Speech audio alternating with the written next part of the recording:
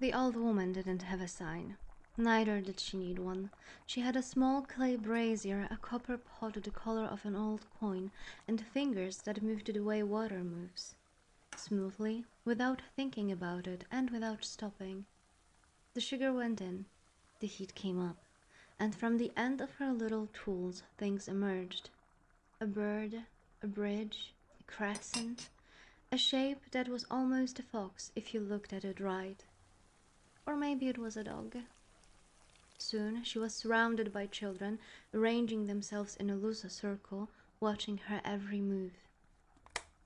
"You want to know something?" she said to the children without looking up. The children looked at each other. "This world," she said.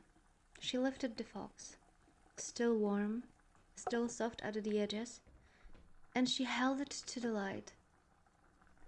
"This world forgot to be strange a long time ago, and it's the best thing that ever happened to it." A girl with ink-stained fingers, maybe 7, took one small step closer. "What does that mean?" "It means," the old woman said, setting the fox down on the cloth in front of her, already starting working on something new. "It means that once upon a time somebody looked at a physician reading smoke omens over a bowl of river water and thought, that's odd. And then their children watched the same physician and thought, that's just old Dr. Shen. And then their children's children didn't think anything at all. They just waited their turn." She looked up. Her eyes were the particular color of tea, warm, a little dark. "Sit," she said. "I'm not going to repeat myself." They sat. "The market," she began, and she gestured, one small wave of her free hand, at everything around them. The vendor 2 stalls over, arguing cheerfully about the price of winter pears, the smell of sesame oil, and something sweeter underneath, something that had no name but that everyone recognized. A woman carrying 2 buckets on a shoulder pole, walking so evenly that the water didn't ripple, not even a little. "There's always a market," she said. "Every 7th day, rain or not. The woman who sells the winter pears has been selling them since your grandmother was small. She will be selling them when your grandchildren are small, and you don't ask why. It's just the pear woman. It's just market day." A boy with muddy sandals said, "My mother says she gives wrong change on purpose." "Your mother is correct," the old woman said serenely. "She takes the extra coins and puts them in a clay jar, and every 3rd year she buries it by the river bend so the water doesn't flood the lower market. Has it ever flooded?" The boy frowned. "No." "There you are then." She held up what she was making. A small bridge, impossibly delicate, the sugar threads catching the afternoon light. She set it down next to the fox. "This world has roads that pass through the emerald maze forest." She paused to let them picture it. The green dark of it. The way the canopy closed overhead like a held breath. "You've walked them. The light goes strange in the middle and then comes right again. You don't think much about what's in the middle. You keep walking. When you were very small, the first time you passed through, you stopped and stared up into the canopy. Do you remember?" Some of them did, some of them didn't, and a few looked like they were remembering something they'd forgotten they knew. "What's in there?" the ink-stained girl asked. "Old things," the old woman said simply. "Things that were here before the road and will be here after.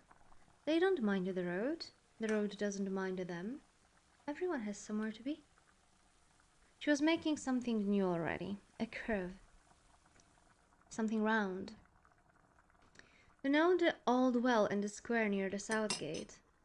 Most of them did. "Don't look into it after dark," she said. "Not because something will happen, nothing ever does.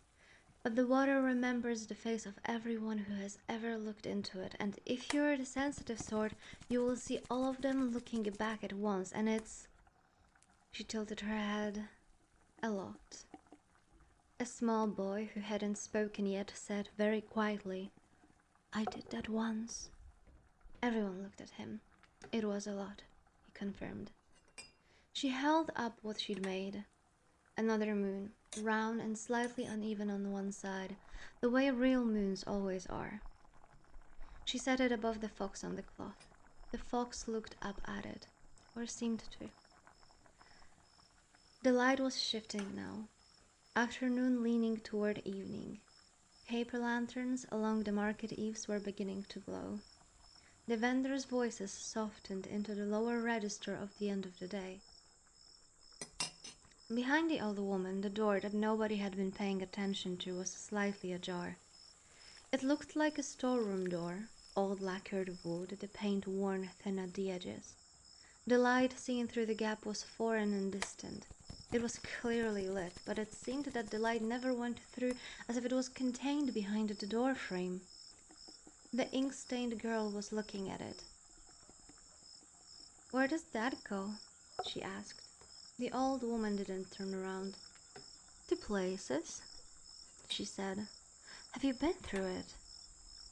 "Many times." "What it's like?" The old woman was quiet for a moment.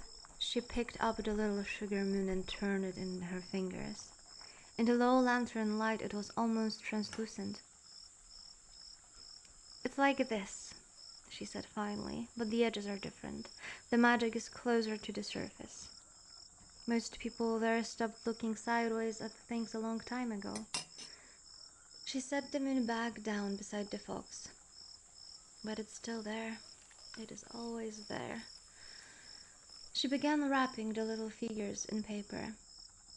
"Every world forgets to be strange eventually," she said, "and that is not a loss. That is just what happens when you live somewhere long enough. You stop seeing the strangeness. The physician and his smoke, the pier woman, the well." She tied each parcel with string the color of nothing in particular and held them out. The children took them, one each, careful the way children are careful with small things they know are fragile.